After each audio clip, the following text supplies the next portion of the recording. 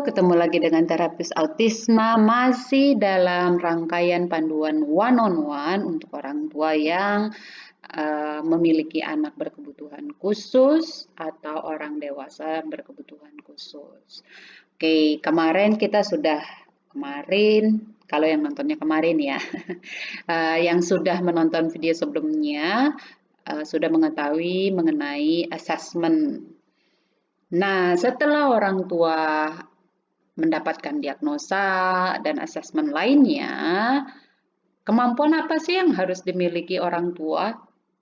Orang tua itu wajib untuk bisa melakukan observasi. Observasi itu mudah, tidak sulit. Yang perlu dilakukan adalah meluangkan waktu untuk mengamati beberapa hal. Jadi, kalau dalam keseharian orang tua berinteraksi dengan anak, maka akan sulit untuk melakukan observasi secara objektif. Maka perlu dilakukan latihan dengan mengambil video.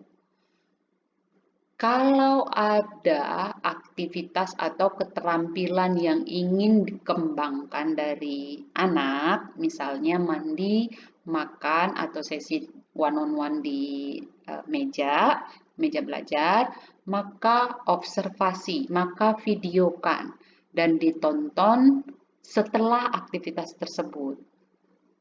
Yang kita lihat di video tersebut adalah respon si anak, kemudian bagaimana kita memberikan respon juga sebaliknya, lingkungan pada saat aktivitas tersebut berlangsung, materi yang sedang diajarkan atau ditargetkan, kemudian respon yang timbal balik ya, baik itu si anak memberikan respon yang menjadi stimulus buat orang tua. Artinya stimulus itu rangsangan ya.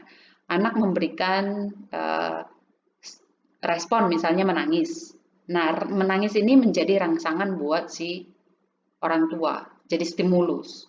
Begitu sebaliknya. Nah, ini yang kita pelajarin. Kenapa harus dipelajarin?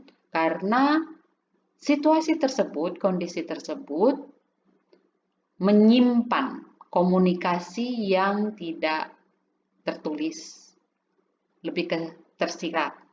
Jangan sampai kita mengkomunikasikan sesuatu yang berbeda, yang memunculkan perilaku yang lain, yang ditangkap oleh si anak. Gitu ya, jadi rajin-rajin melakukan observasi, latihannya lewat video. Kemudian setelah ditonton videonya, lakukan analisa. Lakukan analisa dengan catatan hindari asumsi. Asumsi itu seperti anaknya malas, anaknya nggak bisa, anaknya harus diulang-ulang. Itu kan menurut yang melihat gitu ya. Jadi kalau kita memberikan satu rangsangan, kemudian respon si anak adalah menangis, kita tidak menulisnya dengan anak menolak belajar gitu ya. Tapi kita bilang ketika sebuah rangsangan diberikan atau sebuah perintah diberikan atau mainan ditunjukkan ke anak, anak merespon dengan menitikkan air mata dan lain sebagainya. Gitu didetailkan perilakunya. Dengan begitu kita melihat situasi tersebut lebih detail dan lebih objektif buat si anak tersebut ya. Karena kalau kita bilang anaknya malas, bisa jadi bukan malas tapi dia kesulitan. Atau kita bilang dia nggak mampu, padahal dia bukan nggak mampu tapi dia butuh pengulangan yang lebih banyak gitu ya. Jadi ada banyak hal yang mempengaruhi si asumsi tersebut. Jadi itu dihindari.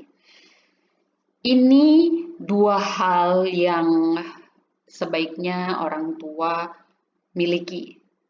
Kalau ada yang bilang konsisten, sabar, dan lain sebagainya, itu bisa dilatih dalam bentuk kegiatan yang berulang harian gitu ya.